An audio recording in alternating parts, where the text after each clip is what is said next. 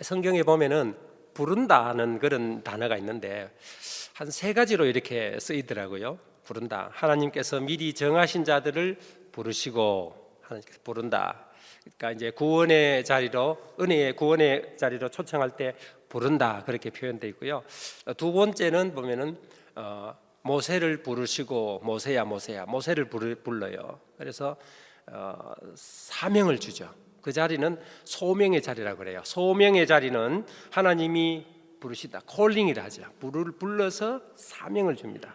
평생 해야 할 일, 사명을 주는 두 번째 콜링이고, 세 번째 부를 때는 우리 그 마지막 하나님께서 이제 심판 자리에 불러서 이제 심판을 하죠. 하나님의 나팔 소리 천지진동할 때에 하면서 이제 찬양 산송 있잖아요. 이름 부를 때, 나의 이름 부를 때, 나의 이름 부를 때, 그때는 이제 마지막 우리 두 번째 삶을 어떻게 살았느냐 마지막 평가하고 마지막 하는 이제 심판하는 그 부르심이죠. 그래서 이제 그리스도인이란 이 부르심에, 두 번째 부르심에 어떻게 응답해서 살아가느냐, 이것이 가장 중요한 것 같아요. 그래서 세 번째 부를 때에 하나님 앞에서 내가 정말 떳떳하게 용감하게 대담하게 설 수 있느냐, 그렇지 않으면 좀 부끄러울 것이냐, 그것이 우리 그리스도인의 삶이 아닌가 그렇게 생각합니다. 저와 여러분은 지금 두 번째 부르심에 응답해서 살아간다고 이렇게 볼 수가 있겠죠. 두 번째 부르심이 우리가 어떻게 응답하느냐에 따라서 정말 그 하늘에서 마지막 우리가 영화의 자리에 나아갈 때에 모든 것이 결정되겠죠. 그래서 이 자리가 정말 중요한 것이라고 생각합니다. 하나님께서 이스라엘 백성들을 애굽에서 불러냅니다. 첫 번째 부름이죠. 불러내서 3개월 정도 갔을 때에 시내산에 도착합니다. 시내산에 도착하자마자 하나님께서 모세를 불러서 오늘 이 언약의 말씀을 합니다. 세계가 다 내게 속하였다. 그리고 너희가 내 말을 잘 들으면은 너는 제사장 나라가 되고 거룩한 백성이 될 것이다. 그렇게 이야기합니다. 하나님께서 이스라엘 백성들을 첫 번째 구원의 자리로 부릅니다. 선택해서 부르고, 두 번째 이스라엘 시내산에서 제사장 나라라는 사명을 줍니다. 제사장 나라, 쉽게 말하면 선교사 나라입니다. 제사장이 하는 일이 그렇지 않습니까? 하나님과 또 이방인, 하나님과 죄인 사이에서 역할을 하는, 하나님의 뜻을 전하고, 그죠? 그러는 선교사 나라입니다. 이스라엘 나라 전체를 선교국으로 불렀다는 이야기입니다. 그리고 이스라엘배는 이 일을 위해서 사는 거예요. 이스라엘의 삶의 존재의 목적이 다른 게 아니고 이 제사장의 역할을 하는 것이 이스라엘의 사명이었습니다. 그래서 그 이야기를 듣고 모세가 내려와서 백성들을 다 모아놓고 하나님께서 이런 말씀을 주셨다. 다 할렐루야 아멘 했습니다. 언약이 맺어진 거예요. 그래서 이스라엘 백성들은 이 언약의 말씀대로 살면은 하나님께서 이른 비와 늦은 비 모든 복이 다 그들에게 준비가 되어 있어요. 이스라엘은 먹고 살기 위해서 그렇게 신경 쓸 필요가 없었어요. 농사를 어떻게 지어라 그런 거 하나님께서 말씀하지 않고 이 언약 잘 지키는 것, 그리고 내 말을 잘 듣고, 이 말은 이제 20장에 가면은 십계명이 나옵니다. 그 다음에 도덕법이 나와요. 23장까지. 그러니까 이 하나님의 말씀을 잘 지키는 것이 이스라엘의 사명이었습니다. 얼마 전에 하버드 대학의 연구팀에서 1980년에서 2000년도에 태어난 젊은이들을 대상으로 설문을 조사했는데, 삶의 목적이 무엇입니까? 무엇을 위해 삽니까? 했을 때 첫 번째가 돈이었습니다. 돈 버는 것이, 부자가 되는 것이 첫 번째고, 두 번째는 프로모션 돼 가지고 하이 랭킹, 그러니까 이제 그 높은 지위에 오르는 것이 두 번째다. 이 젊은 사람들의 인생의 최대의 목적이었습니다. 요즘 믿거나 안 믿거나 대부분의 사람들이 돈, 명예, 건강, 그다음에 즐거움, 추구하는 것 같아요. 그것이 나쁜 것은 아니고 뭐 좋은 것이라고 생각합니다. 그렇지만은 우리 그리스도인에게는 적어도 이것 이상의 삶이 있어야 된다는 것이죠. 적어도 이것 이상의 하나님이 부르신 이 부르심에 대한 이 사명에 대한 고민과 그 사명을 잡고 이 사명 때문에 사는 뭔가 있어야 된다는 거죠. 그것 없으면 그리스도인일 이유가 없는 거죠. 하나님의 백성이 아니라는 거죠.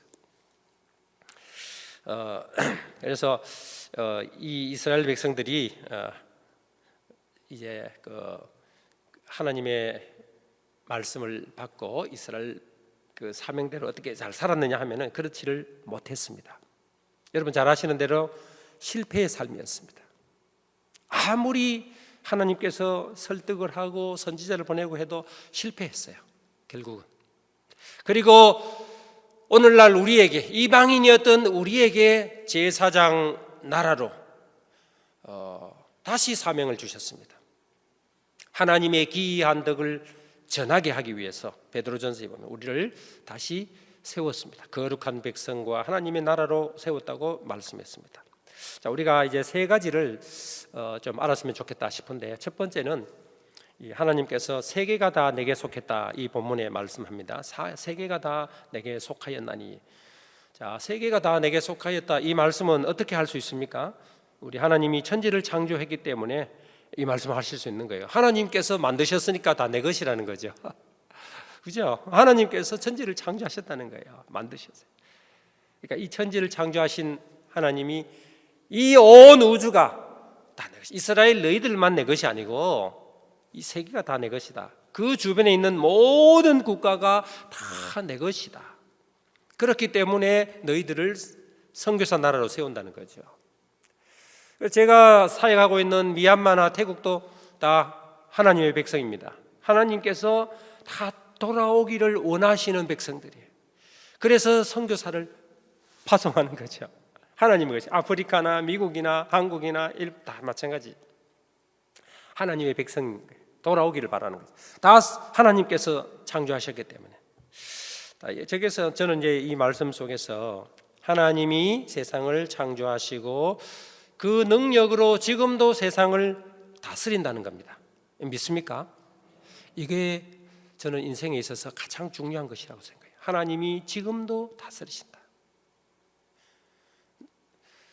요셉이 창세기 1장 1절은 하나님이 세상을 창조하시니라 나오고 45장부터 50장까지는 이제 창세기의 결론입니다. 요셉이 이 결론에서 어떻게 이야기합니까? 형님들이 나를 팔아서 애굽에 온 것이 아니라 하나님이 우리를 구원하기 위해서 나를 먼저 보냈습니다. 하나님의 주권을 이야기합니다. 하나님의 섭리를 이야기합니다. Divine Providence를 얘기해요. Divine Providence. 하나님의 섭리였다는 거예요.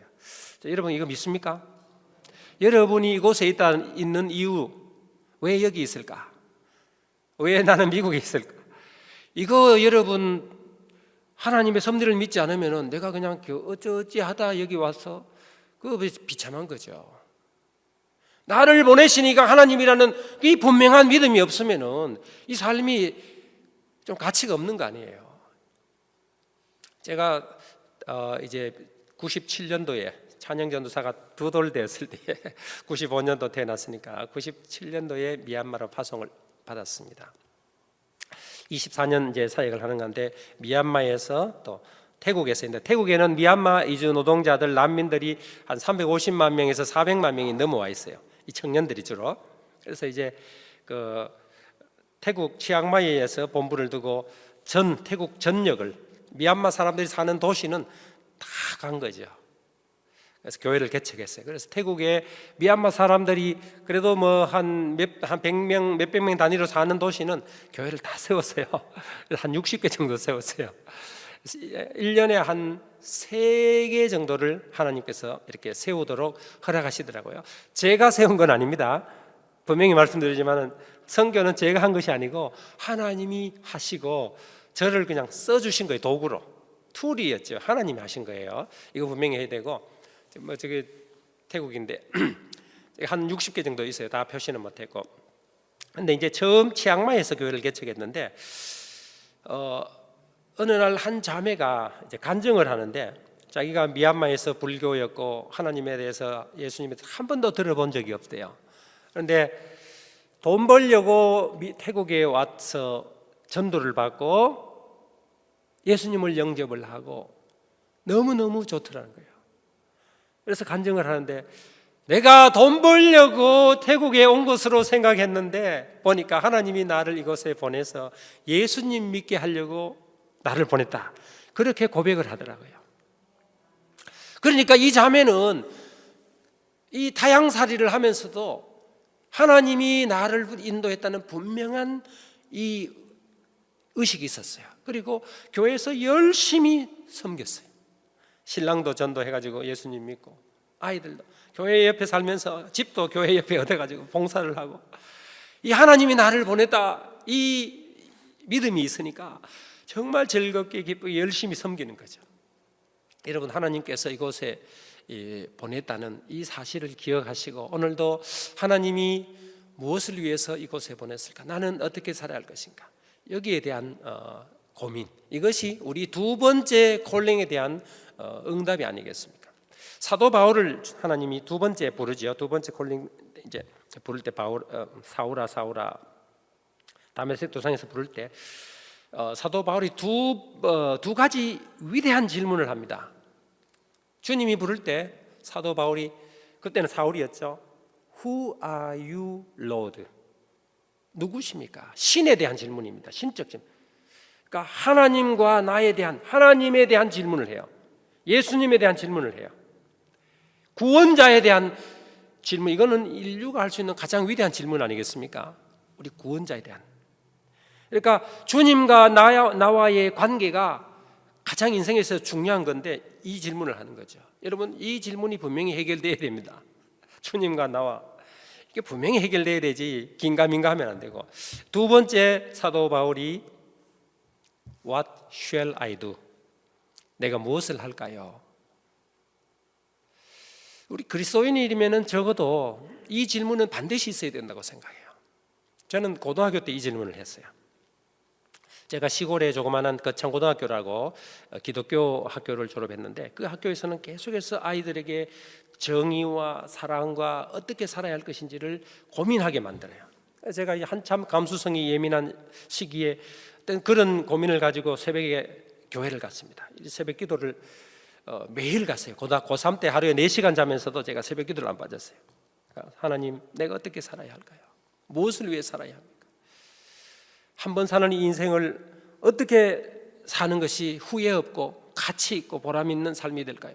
그렇게 사도 바울도 아니면서 마치 막 사도 바울처럼 막 그런 이제 위대한 기도를 이렇게 하게 됐는데 그러다가 이제 하나님의 부르심을 받고 선교지로 갔습니다. 하나님께서 부르신 그 자리가 저는 가장 행복하더라고요. 여러분 선교사 하면은 고생만 하고 뭐 그렇게 생각하는 분도 혹시 계실지 모르겠는데 저는 굉장히 행복했어요. 너무너무 즐거웠어요, 사역이. 그래서 저는 선교사가 제일 즐겁다 생각해요. 두 번째는 목회자고. 목사님 맞습니까? 제 동기 목사 중에 이제 세계로 교회라고 그 부산에 한 4, 5천 명 모이는 이제 교회가 있는데 한 40명 되는 교회에 가가지고 부흥시켰어요. 그 친구하고 저하고 만나면 자기는 목회자가 제일 재밌다는 거예요. 저는 선교사가 제일 재밌다. 제일 신난다. 막 서로 이제 그러는데 일단 신나게 해야 뭐가 있어요. 그 친구도 신나게 하면서 교회가 부흥을 하고 저도 너무너무 사역이 재밌고 신나니까 하나님께서 많은 결과들을 주시더라고요. 그래서 제 그 사역에 저를 통해서 하나님께서 하신 사역이죠. 한 4천 명 정도 청년들이 모여요. 한 60개 교회에 어떤 교회는 300명, 200명, 100명, 50명 그렇게 해서 한 4천 명 정도. 어린이는 뭐 수백 명이 돼요. 아이들을 많이 낳아요. 미얀마 사람들은 아이를 힘써 낳아요. 대충 낳는 게 아니고 힘써 아이를 낳으니까 얼마나 주일학교 부흥이 빠른지 몰라요. 요즘 한국 교회도 좀 그렇게 하면 좋겠는데 뭐 장가도 잘하고 시집도 안 가고 아이도 안 낳고 막 그래서 주일학교가 없어요. 한 50% 60% 주일학교가 없어요, 한국에 요즘. 큰일이. 여러분, 하나님께서 세계가 다 내게 속했다. 능력의 하나님이 이 세상을 창조하시고 잃어버린 하나님의 백성을 이스라엘을 통해서 구원하시기를 원했고 오늘날 우리를 통해서 구원하시기를 원하시고 나에게 그 사명을 주셨다는 이 사실을 분명히 기억해야 됩니다. 어떤 이는 선교사로, 어떤 이는 목회자로, 어떤 이는 다른 장로로, 권사로, 집사로, 다른 일로. 여러분 혹시 선교사만 선교지에서 사역하고 내야 아무것도 아니지 이런 생각하시는 분이 계신지 모르겠는데 서울의 분당에 가면은 판교에 열린 하늘문 교회라고 있는데 거기 문장로님이라고 계세요. 그분은 어떤 회사의 이제 기업의 회장님이신데 이분은 해마다 선교지에 몇 억씩 해서 교회도 건축하고 선교사를 돕고 어려운 선교사를 후원하고 이분의 기업의 목적이 선교입니다. 자기 아들이 지금 이제 사회 물려받아가지고 하는데 그 아들도 또 마찬가지. 제가 그 사역하는 곳에 4개 교회를 세웠어요. 근데 그건 그 교회에서 수십 명의 선교사들을 후원하는데 선교지마다 학교도 세우고 교회도 세우고 막 이렇게 제 축구장도 그분이 후원해가지고 축구장도. 그분은 자기가 선교사와 동역하는, 그러니까 선교사는 현장에서 뛰고 나는 이곳에서 물질로. 그래서 그 사명을 가지고 있는 거죠. 하나님과 선교사와 내가 교회인 내가 그런 삼각관계로 같이 하나님의 일을 한다는 이 자부심이 분명히 있어요. 그래서 돈을 벌어도 그냥 나는 기업에서 기업인으로 돈 번다는 그런 의식 자체가 아니라 선교사로 하나님이 나를 부르셨다는 거죠. 그런 의식이 있어요. 여러분 혹은 물질로 혹은 내 육체적인 노동으로 하나님이 부르신 그 자리에서 나에게 주어진 일을 잘 감당하는 것이 굉장히 중요하고 두 번째로 하나님이 우리와 동역하기를 원하신다는 것을 우리가 이 본문을 통해서 알 수 있는데 왜 하나님이 이스라엘 백성들을 세웁니까? 하나님이 능력이 없습니까? 하나님이 온 세계를 다 구원할 수 없습니까? 이 천지를 만드신 분인데 하나님의 일하는 방식이 이스라엘을 세워서 그들을 돌아오게 하기를 원했고 하나님의 방식이 모세를 통해서 이스라엘을 구원하는 것이에요. 그래서 모세를 훈련시키시고 준비시키시고 보르르시는 거죠. 하나님의 방식이 선교사를 미얀마로 보내서 미얀마 영혼들이 복음을 듣게 하는 이게 하나님의 방식이라는 거예요. 그래서 하나님은 사람과 동역하기를 원한다. 하나님은 유니온교회와 동역하기를 원한다. 이게 하나님이 일하는 방식이에요. 그렇기 때문에 내가 필요한 거예요. 그렇지 않으면 왜 제가 필요하겠고 여러분 왜 우리가 필요하겠어요? 하나님이 그냥 다 하시면 되는데 그런데도 꼭 우리의 순종을 하나님은 요구하신다는 말이에요. 이 성경이 그렇게 되어 있어요. 동역을 요구하십니다. 제사장 나라로 세우셨습니다. 그런데 그 하나님의 부르심에 순종할 때에 하나님께 세 번째로 순종하는 자를 통해서 하나님은 일하십니다. 할렐루야. 믿습니까? 순종하는 자를 통해서 일을 하시더라고요. 제가 사실은 첫 번째 안식년을 맞이해서 뉴질랜드에서 한 6개월간 교회를 섬긴 적이 있습니다. 첫 번째 텀은 제가 사역의 열매가 별로 없었어요. 나름대로 준비는 많이 했는데 선교지 간다고 제가 대학교 3학년 때부터 헌신을 하고 선교에 대한 책을 읽고 준비를 했어요.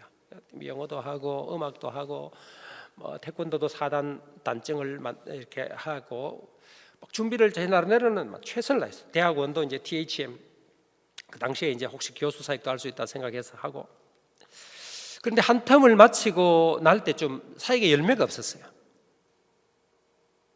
그러다가 이제 안식년을 맞아서 한국에서 선교 보고를 마칠 때 좀 돼서 뉴질랜드에 있는 모교회가 목사님이 이제 그만두시고 설교할 사람이 없어가지고 저에게까지 이제 연락이 왔어요. 설교 좀 해달라고.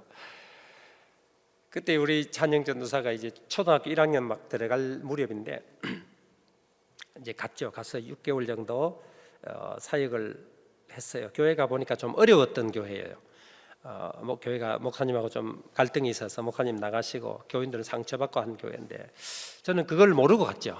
알았으면은 안 갔을 수도 있는데 모르는 상태로 갔어요.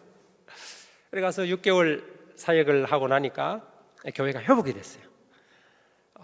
한 100여 명 이상으로 교회가 이렇게 성장하고 그때 저는 이제 한국으로 다시 돌아와 가지고 선교사 나가야 되는데 장로님들이 찾아왔어요. 목사님, 우리 교회 좀 담임하시면 안 되겠냐고. 그 다음 날은 장립 지사님들이 찾아오셔가지고 똑같은 이야기를 해요. 또 그 다음 날은 청년들이 하고 학생들이. 하나님이 저를 선교사로 불렀는데 선교사 사역을 통해서 어떤 아직까지 제가 뭐 열매를 못 봤는데 그런 부르심, 그런 어떤 청빙이 있을 때 제가 단호하게 하나님이 나를 부르신 자리가 있는데 여기 뉴질랜드 좋다고 아이들이 미얀마 다시 가고 싶어 하지 않는다고 내가 그렇게 할 수는 없다. 그렇게 해서 제가 거절을 하고 다시 미얀마로 이제 가려고 하다가 이제 비자가 안 돼 가지고 태국에서 사역을 하게 되는데 하나님이 부르신 그 자리를 제가 지키고 순종했을 그때부터 사역의 열매가 열리더라고요. 그때부터 1년에 지금까지 1년에 꼭 3개씩 교회를 개척했어요. 1년에 3개씩. 그때부터 일이 하나님이 하시는데 야 진짜 뭐 그러니까 얼마나 사역이 재밌겠어. 많은 영혼들이 주님께 돌아오는 게 청년들 마약하던 청년들이 돌아오고 거지가 전도 받아가지고 하나님께 헌신해서 구역장을 하고 아이들이 찬양 인도를 하고 또 한 교회는 교회를 개척해서 아이를 못 낳는 가정이 3가정이 있었는데 같이 동성으로 기도하고 3가정이 다 아이를 하나님이 주신 아이를 낳았어요. 그래서 지금도 가면은 하나님 주신 아이라고 막 자랑을 하고 그리고 이제 그 사역을 해서 제가 16년간 태국에서 사역을 하고 나니까 이제 더 이상 교회 개척할 곳이 없더라고요. 지금 여기서 같으면 예를 들어서 LA에서 자리를 잡고 워싱턴, 뭐 뉴욕, 휴스턴, 뭐 콜로라도 다 교회를 개척했어요. 이제 더 이상 할 데가 없어가지고 또 다른 나라를 찾는 거 마찬가지로. 그래서 제가 하고 나니까 하나님께서 제 마음에 다시 미얀마로 가라는 그런 마음을 주시더라고요. 더 이상 교회 개척할 데가 없으니까 선교사. 미얀마와 태국은요 진짜 차이가 많이 나요. 미국하고 멕시코 정도 차이 나요. 그런데 제가 그 말 순종해서 미얀마로 들어갔습니다. 들어가서 저희 마을이 이제 있는데 저희 주변에 한 할머니가 찾아왔어요. 선교사님, 저희 집에 와서 예배 좀 드려주세요. 그래요. 왜요? 우리 아들 사위 예수님을 우리 그 며느리 사위 아들 딸 같이 다 사는데 예수님을 안 믿는다는 거예요. 나는 예수님을 영접했는데 예수님 좀 예배 좀 드려달라고. 제가 가가지고 복음을 전했습니다. 그날 저녁에 온 가족이 예수님을 영접했어요. 온 가족이. 제가 뭐 특별히 이렇게 한 것도 아닌데 하나님 성령께서 강력하게 역사해서 온 가족이 예수님을 영접하고 그 집이 교회가 됐어요. 그 집이 교회가 돼가지고 지금은 이제 있고 드리다가 또 이 옆에 빌려서 예배 드리다가 지금 예배당을 건축을 해요. 또 하루는 어느 전도를 했는데 5년대 5년 후에 예수 믿겠다 그래요. 그래서 5년 후를 어떻게 우리가 알 수 있겠느냐고 지금 시대가 그랬더니 그리고 이제 복음을 전했는데 그 모녀가 또 예수님을 바로 영접했어요. 그리고 제가 2년 있으면서 미얀마로 다시 2년 있으면서 6개 교회를 개척.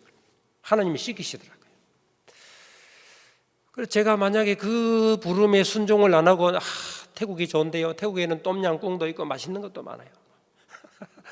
태국 음식이 얼마나 맛있는지 몰라요. 살기도 좋아요. 수도도 잘 나, 물도 좋고 전기도 잘 안 나가고. 미얀마는 3일에 한 번씩 물이 들어와요. 그것도 한두 시간 정도. 거기 한 20%는 석회입니다. 전기는 바람만 불면 전기 나가요. 비 오면 전기 나가요. 야, 이게 뭐 위생은 이거는 또 가서 한 달 동안 온 식구들이 장염 걸렸어요. 위생이 안 좋으니까. 그래도 마음이 너무 기쁘더라고요. 막 주일학교가 부흥되고 축구 가르쳤는데 아이들이 축구 배우러 와가지고 교회에 나오고 공부를 가르치는데 공짜로 이제 학원을 공부 배우고 교회에 나오고 예수님 영접하고 하나님께서 딱 이렇게 준비해 놓고 내가 가도록 그 마음을 주셨는데 제가 만약에 안 갔으면은 어떻게 됐겠어요? 그 영혼들 일이 안 되는 거죠. 순종하는 자를 통해서 하나님이 하셔요. 우리가 하나님의 그 마음을 주실 때에 막으시면 안 돼요. 순종해. 이제 제가 시간이 되면은 영상을 좀 보여드리고 안 되면은 그냥 하려 했는데 잠깐 영상을 빨리 잠깐 설명을 하고 마치겠습니다. 원래 한 2시간 해야 되는데 제가 30분 만에 다 마치려 하니까 마음이 얼마나 급한지 한국 사람 또 좀 시간이 쫓기잖아요. 제가 선교사지만은 미얀마에서 왔지만 그래도 지켜야 할 건 지켜야지. 제가 처음 개척했던 치앙마이 교회인데요. 저 교회는 개척해가지고 제가 한 5년간 담임하고 그 다음에 전도사님으로 이제 물려주고 이렇게 계속해서 개척했는데 한 300여 명이 모이는데요. 저 교회가 미얀마에 2개를 개척하고요. 올해 선교사 파송해요. 저 교회에서 학교도 하고 있어요. 넘기시고 이건 치앙라이가 2번째 개척한 교회입니다. 정말 하나님께서 강력하게 역사하셔가지고 지금 많이 모이고 있어요. 저거는 처음 건축한 거 너무 많이 모여가지고 다시 증축을 해가지고 이 정도 한 500명 이상 들어갈 수 있는 그런 공간이 됐어요. 어린이 사역 난민들 주로 태국 미얀마에서 이제 넘어온 난민들 보낼 학교가 없어요. 그래서 저희 선교부에서 아이들을 가르쳤습니다. 그렇게 하고 미얀마로 이제 이사를 가는데 제 이삿짐을 저 차에 다 싣고 갔습니다. 저 자세히 보면은요 빈틈이 없어요. 저게 냉장고, 세탁기 뭐 다 있습니다. 탁구다이 위에 침대 뭐 이런 매트. 야, 어떻게 저 싣고 간 저는 놀랐습니다. 저는 막 큰 트럭이 온 줄 알고 이 길이 좁은데 들어오겠나 했는데 봉고차 하나가 떠오더라고요. 그래서 이제 저희 마을에 그 해발이 한 1000 정도 되는데 가난한 사람들이 겨울에 한 6도 정도 내려가는데 굉장히 추워요. 제가 이래 보니까 춥더라고요. 자는데 6도 정도 되니까 난로도 안 되고 난방이 안 되거든요. 그런데 대나무 집에서 자는 사람들이 있어요. 제가 저 너무 추운데 안 되는데 하면서 담요를 한 50개 정도 사가지고 그 대나무 집에서 사는 사람들 담요를 하나씩 다 나눠줬어요. 내가 추운데 저 사람도 더 추울 거 아니에요. 저는 이제 벽돌집이고 저기는 대나무 집인데. 그래서 이제 동장님이신데 그거 받으러 왔어요. 그래서 제가 그리고 나서 제가 그 마을에 유지가 됐습니다. 교회 개척을 하고 예배를 드려도 타치하는 사람이 원래 미얀마에서 예배를 자유롭게 못 드립니다. 소문이 나고 학교에서 이제 급식을 또 한 2번 했는데 그러고 나서는 이제 마을 이장이나 그 스님들 그 절이 있는데 그분들이 방해하면 아무것도 못 해요. 근데 그분들이 협조를 해줘요. 저희 마을에 있는 학교에 급식을 했습니다. 2번 한 50만 원 하니까 한 번 230명을 다 먹일 수 있겠더라고요. 그래서 이제 졸업식 때 제가 초청 받아가지고 이제 갔습니다. 저 옆에는 이제 그 교육장이고 한 사람은 구청장인데 제가 그 다음에 아이들 고아들 그 다음에 편부 편모 아이들 모아가지고 14명 모아서 고아원은 아닌데 이제 아이들을 이제 기숙사처럼 해서 가르칩니다. 저기 축구 가르치고 말씀 가르치고 공부 가르치고 애들이 집에를 안 가요. 방학 때도 집에를 부모님이 있는 애들도 집에를 가면은 뭐 진짜 부모님 너무 가난하니까 쟤들은 우리가 돌보지 않으면 학교도 못 가는 아이들. 그래서 말씀으로 잘 자라고 있습니다. 저기 조금 전에는 이제 신찬영 전도사가 방문했을 때에 네팔족들 옛날에 이제 버마가 영국 지배를 받을 때 그 영국에서 네팔 사람들을 많이 잡아와 가지고 거기서 이제 군인들로 쓰고 용병으로 쓰고 소 키우게 했는데 그 종족들 후손들이 아직 있습니다. 고르카족이라는데 저 청년들을 모아 가지고 이제 축구를 가르쳐 가지고 축구 이제 대회를 한 28팀인가 그때 이제 대회했는데 그 팀이 늘 꼴찌했어요. 꼴찌했는데 이제 찬영전사 가서 조금 지도하고 같이 뛰어가지고 4등을 했습니다. 4등을 해가지고 좋아가지고 이제 상 받고 주최한 그 사람하고 그 축구 제 옆에는 축구협회 회장이에요. 그 지역에 같이 찍은 겁니다. 저 교회가 이제 제일 왼쪽에 저분이 이제 저를 초청해서 예배를 드려가지고 그 집에서 교회가 된 거예요. 그게 꽉 차가지고. 다음에는 건물을 빌렸어. 조그마한 집을 빌렸어. 저희는 이제 교회 건축을 미리 하지 않고 집을 또 빌려가지고 이제 또 꽉 차버렸어요. 교회 부흥이 얼마나 빨라요. 아이들 뭐 그렇게 공부 가르치니까. 그래서 여기는 이제 토요일 날마다 아이들이 월요일부터 금요일까지는 공부 배우고 토요일 날은 성경 배우고 그 다음에 주일 날은 또 어린이들 어른들 같이 예배를 드립니다. 어른보다 어린이가 많아요. 같이 2시간 예배 드려요. 아이들이 저 꼬마들이. 여러분 주일날 뭐 설교 길다고 불평하시면 안 돼요. 쟤들이 1시간씩 설교 듣습니다. 그래서 예배당 지었습니다. 제 문장로님이라는 분 그분이 선교사님 뭐 이거 교회 지어야 되겠네요 이러더만 지어주셨어요. 예배드리는 모습이죠. 가정에서 시작해서 2년 만에 저렇게 된 거예요. 저런 게 6개 됐어요. 6개 2년 만에. 그리고 코로나 터져가지고 제가 안식년 나왔고 이제 또 들어가려고 이제 준비하고 있고 저기 제 옆에 두 모녀 5년 후에 예수 믿겠다 하다가 한번 말씀 듣고 하나님이 하시니까 사도 바울이 주 예수를 믿으라 그리하면 너와 내 집이 구원을 얻으리라 한마디로 그냥 구원받는 거죠. 그 예수 믿게 돼가지고 세례 받았어요. 이제 3명이. 목회자들 이제 교인들 모아놓고 물축제 4월 되면은 물축제가 있어요. 그때 이제 집회를 합니다. 다른 사람들은만 물축제인데 우리 교인들은 교회에서 집회를 합니다. 집회하고 사진 찍은 목회자들 모아놓고 제가 개척한 교회 목사님들 이제 수련회 1년에 2번씩 합니다. 미얀마가 코로나와 쿠데타에서 빨리 안정되도록 은혜의 집 아이들이 미얀마의 좋은 일꾼으로 자라도록 축구장 완공과 어린이 사역을 위한 저런 이제 기도 제목이 제가 이제 한국에서 이제 보고할 때 이렇게 했던 겁니다. 여러분들 기도해 주셨으면 좋겠고 하여튼 오늘 이렇게 기회를 주셔서 하나님 말씀 선교지에서 역사하셨던 하나님에 대해서 증거할 수 있게 해주셔서 감사합니다. 잠깐 기도드리겠습니다.